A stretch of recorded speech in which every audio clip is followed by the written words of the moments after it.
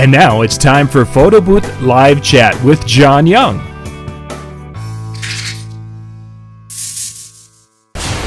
Hey, this is John Young with PBNTV, Photo Booth News TV, and tonight we're going to be going through and looking at the steps for starting a photo booth business. Now, this show is going to be a little bit more in-depth, and we're going to be looking at the different steps for getting it started, going from zero to running a real business, and that's what tonight is all about.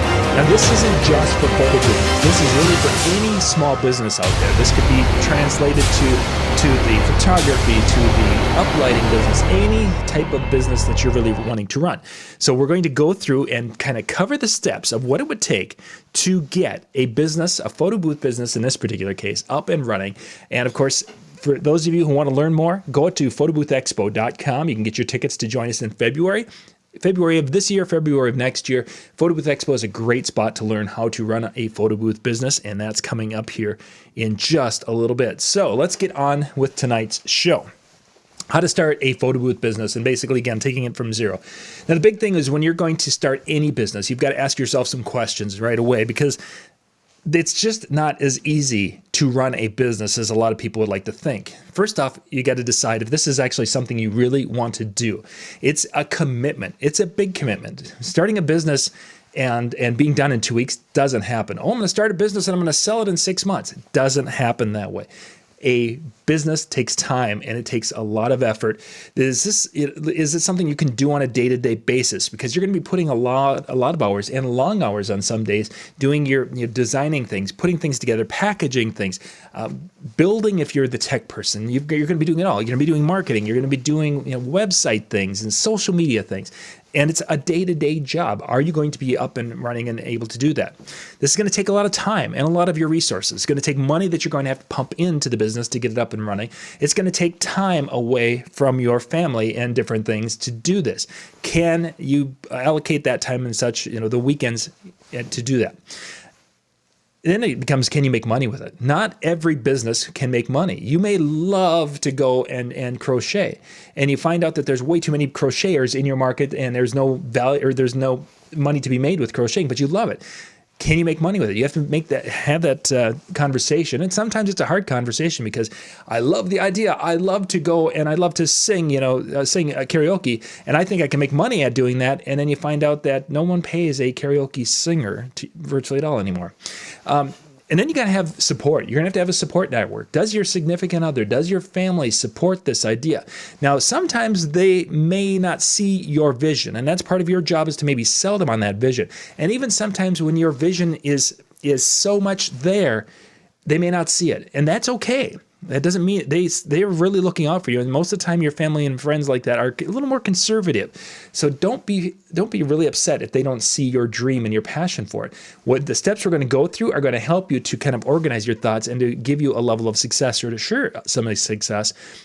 And if you do these things and then bring that back to them, I think that's going to help tremendously. But you need to have that support there. Again, let's look at the competition that's in the area. The competition, who else is doing what I want to do? Who's doing it at a level that I want to do or a way in which I'm going to be able to do it? Now, there's when you get into the business of where you're going to be at and where you may be eventually will be later. Money's going to be a restricted thing. You can't come in and promise you're going to be able to go, dig basements 40 feet deep when you only have a shovel. You can't afford the backhoe yet, so you're starting off with a shovel. Make sure that you're able to compete in that shovel world before you go and start promising and trying to sell something you don't have. And know the competition. How many other people are out there trying to dig holes with shovels, and how much are they charging and such? And understand that if there's a lot of people out there, your market may not be able to support all of those people out there that are digging with shovels. If that's the case, the supply of shovels and shovelers are way too high and the demand for shovelers are going to be low. There's no money to be made in that, which we jump up to, can I make money with this? Sometimes the answer is no on that.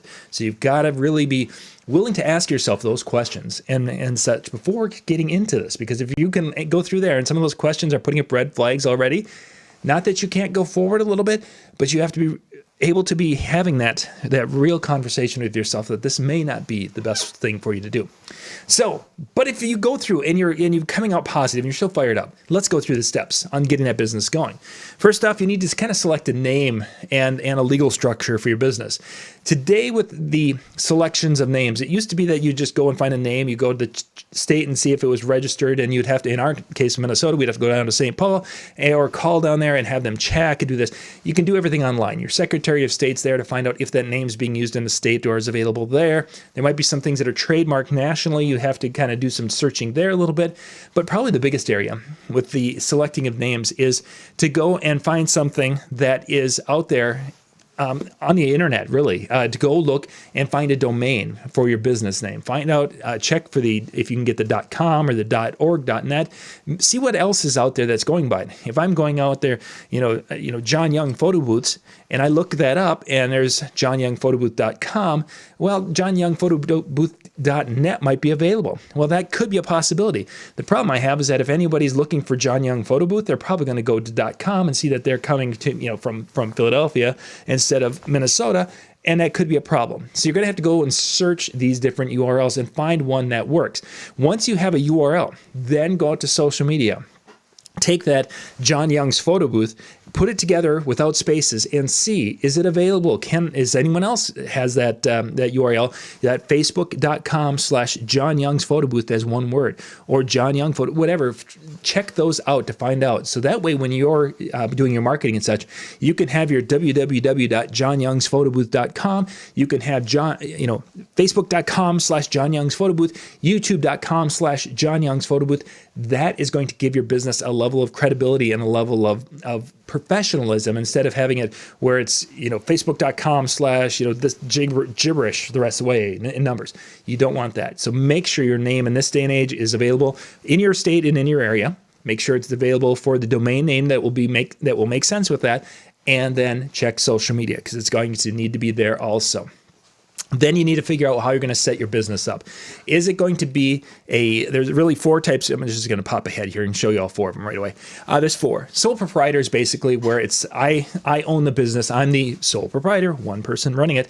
And it really is mainly run under my social security number. A lot of people do that. The benefits of this is it's simpler to set up. The money basically flows through your taxes and such on your 1040s, so you can run it that way with a Schedule C. Simple that way. There aren't any financial protections that way. So if there's a debt in the business, the debt is yours. So if something happens and you're sued, it can come back on you. So sole proprietor has benefits and it has negative things. If you're wondering about it, talk to an accountant. That's your best way to go. A partnership is if you have another person getting involved and the two of you or three of you are working together in equal or at a designated amount of responsibility with the business and such. Very few partnerships ever work. And I'm sure some of you have got some stories of partnerships that have worked. I've seen more partnerships flame out. I would avoid that one. If I could put an X through that one and make it so that people would never use it again, that would be the one. Partnerships, I would dump completely. Sometimes you have to. Sometimes it's the only way to go. But I can tell you any number of stories in the wedding industry of people who have had partners and there's been a falling out, and then there's been some really bad blood. Good friends have become not so good of friends, and actually they don't talk to each other anymore because partnerships dissolve. Limited liability can be something where it's a company that basically has insulated your personal finances from the business finances. So if somebody sues the business, they cannot come and take your house or your Xbox or any of that kind of stuff. It's separating you. It has some of the same protections of a corporation, which in a corporation there's a C Corp and S Corp, and there's a variety of different things there. The corporations have a little bit different structure than the limited liability. These are getting to be more in depth, and it's a lot of it to do with taxes and how the taxes are and how the pass through with an S Corp. You can pass through some expenses to yourself, and there's a variety of different things. If you're going to go beyond a sole proprietor and you want to have that comfort of separating yourself, go see an accountant and talk to them and find out, should I be an S Corp? Should I be a limited liability? C Corp, you're probably not going to do. That's for bigger things. But really talk to someone, an attorney or an accountant, and they will get you hooked up and kind of go through that with you. Once you got the name, once you got the domains and such all reserved, it's time to get into writing a business plan. A business plan basically is kind of an outline of what you're going to be doing to make this business successful. It would be the document you would prepare to take to a bank or a financer or someone who's going to be funding you to say, hey, look at this. I know what I'm doing. I've got this idea, the sketch, and I'm ready to go. Take a look at this. And it makes so much sense to you after seeing this, you're going to want to give me money. It's basically kind of what you would hand to the sharks in the Shark Tank, except they'd never do it. But some of the questions that they ask are business plan related questions. So there's two really types of business plan. There's the full business plan. You can go find books on this. The business plan is long, elaborate. It can be dozens of pages. And this is generally for bigger businesses and such. Then there's the one that we're going to look at, which is kind of an executive summary, which is typically 2 pages. But we're going to actually kind of take it down to even smaller because we're with small businesses. We're going to look at kind of a 1-page business plan. Truthfully, if you do it double space, it's going to be 2 pages anyway. But that's really what we're going to be looking at is kind of the 1-page business plan today. So the first thing you do in that business plan, you're going to have basically kind of bullet points on it. The first section of it is to kind of identify some of the customers, the people in which you're going to be wanting to do business with. The more executive one will start off by talking about your mission statement and your goals and all these different things. Again, I just want to give you some pointers that's going to help you think about getting your business lined up properly. Identify the customers. Who are the mass market for what you're wanting to do? Who are the people who are going to hire your photo booth, your type of photo booth you want to? I want to run 20 selfie booths. Well, what is the type of person who would hire those? I want to run these huge, elaborate, things where it's all enclosed and there's video inside and there's beaming lights and all this. Who would hire that type of photo booth? You need to identify that customer, and you need to really get down to kind of putting a profile together of what that person is. The people who hire me are generally corporations that have 100 employees or more, and these corporations have 2 parties a year, and they like to do this, they like to do that, they like to see their names here, whatever. Really narrow it down. The tighter and the more time you spend on this is going to pay you huge dividends when you come to the end of this, where we talk marketing, and you're going to be doing some target marketing on Facebook and other places or Google Ads. This is where you're really going to kind of figure out who that person is, that person you want to be hiring your company. Once you figured out who you want, now what are you going to sell them? What is unique, that unique selling proposition, that USP that we talk about? You'll hear this at Photo Booth Expo. A lot of people will be talking about. What are you offering that makes you different than everyone else in your market, or most of those in your market? What makes you different than common? Common is, we hear common, everyone does that. What makes you different? And you have to really define that and dig into that. And if it's something you struggle with and you're like, I'm not really sure, it could be this, could be, list it all down and then kind of hone it down from there, and maybe list everything down and show it to a friend who's kind of maybe into this realm. And they may be able to help you kind of pare things down to what is your value and what is that unique selling position or proposition. That's the next step. And then you have to decide what you're going to be selling. And that kind of ties into that. Am I going to be selling photo booths? Am I going to be selling is my biggest thing going to be these picture books and the digital scrapbooks, or what am I going to be really selling? What am I going to be offering clients? And this is where you're going to start getting into some of the upsells and different things. And this will also kind of fill back into some of your unique selling propositions. These two will kind of go together, but you really have to kind of define these things, because if you're just like, I'm going to sell photo booths, well, that's great, but the more you can define it now, the better you will be. So look at what are you going to be selling so you can kind of define yourself. How are you going to find these people? And this is that marketing plan that we're going to be implementing later. How are they going to hear about you? Are you going to be going to venues and dropping business cards? Doesn't work very well. Are you going to be going out and doing free events for civic groups and trying to get your name out there? Doesn't work very well.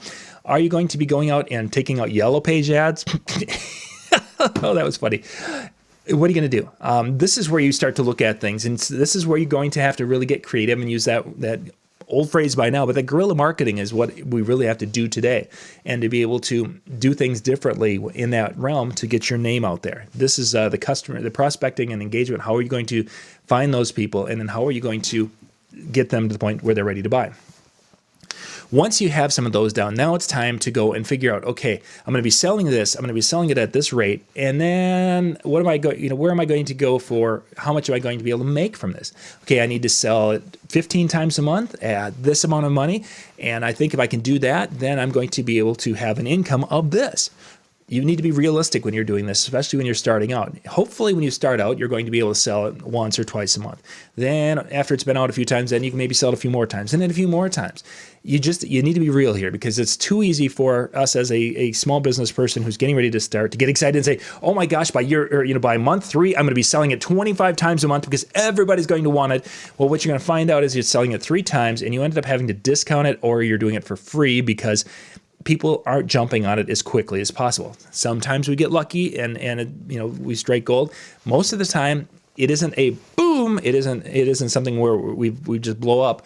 It's something where we are going out there, and it's that day-to-day grind as we slowly grow. We're not going to all of a sudden be like the hottest thing in town. Continuing the one-page business plan. The next area we would want to talk about are the resources. What do we need to function? What kind of materials do we need to function? What kind of do I need paper? Do I need software? Do I need different tools, computers? And what are all these different things that I'm going to need? What am I going to need for staffing to get up and running? What am I going to need when it comes to my photo booth and then transportation? These are all different things, these resources. Am I going to need to have a storefront where people can come in? Well, I need a warehouse for that. How are all these things? What do I need for backup equipment? You need to be kind of going through the resources of what you're all going to need and think through that.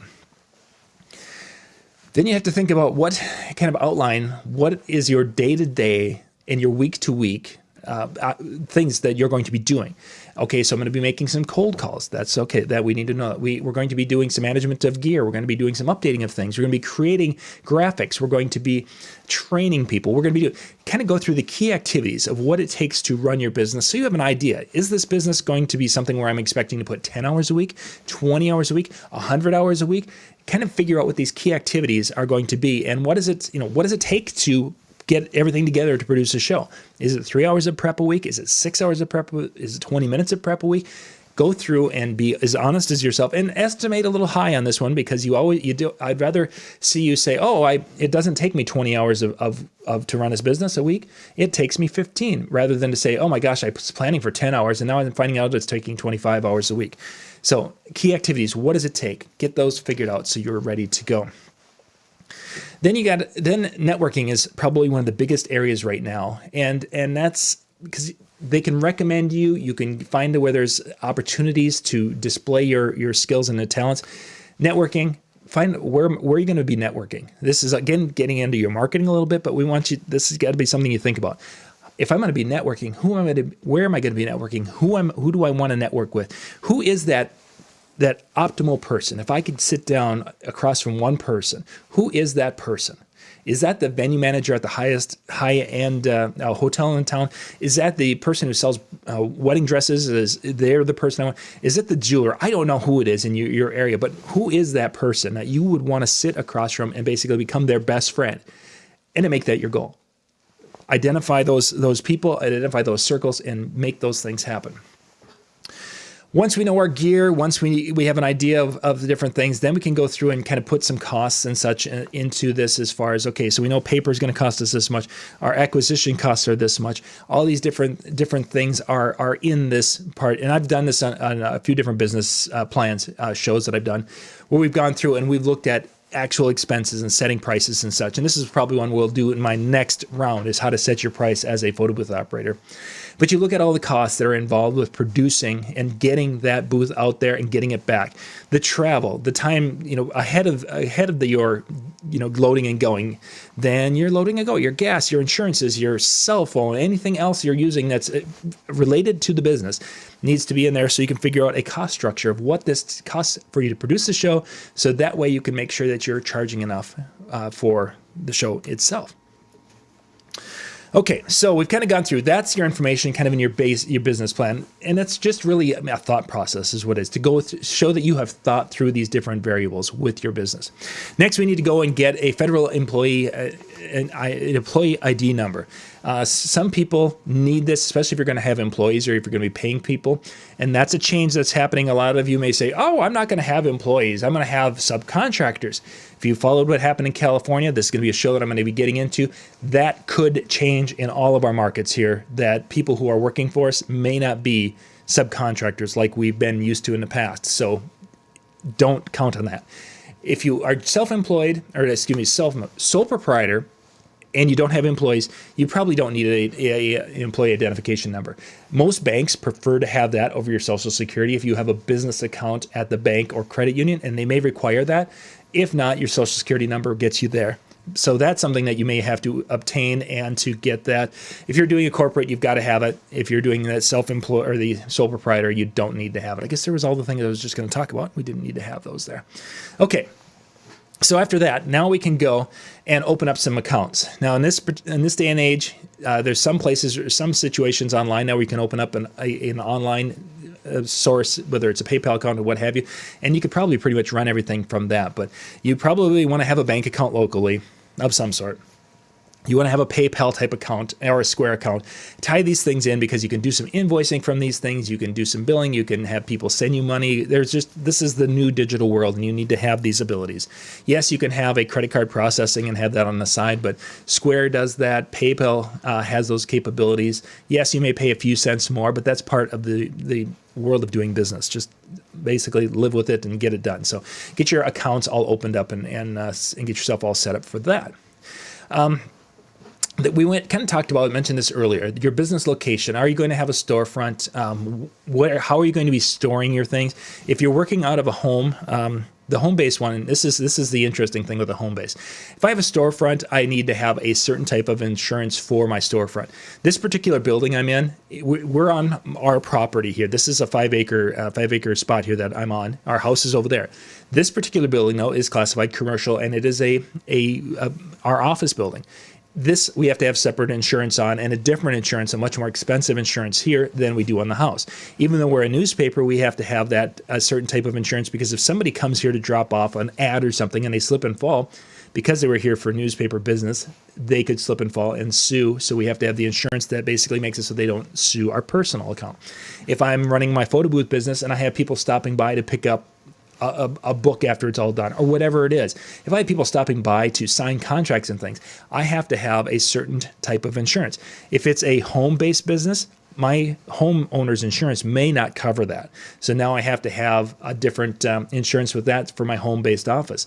If I have a home-based office, you may find out that some of your tax deductions will change, because you may not be able to claim that and do different things as you would, and insurances could be weird.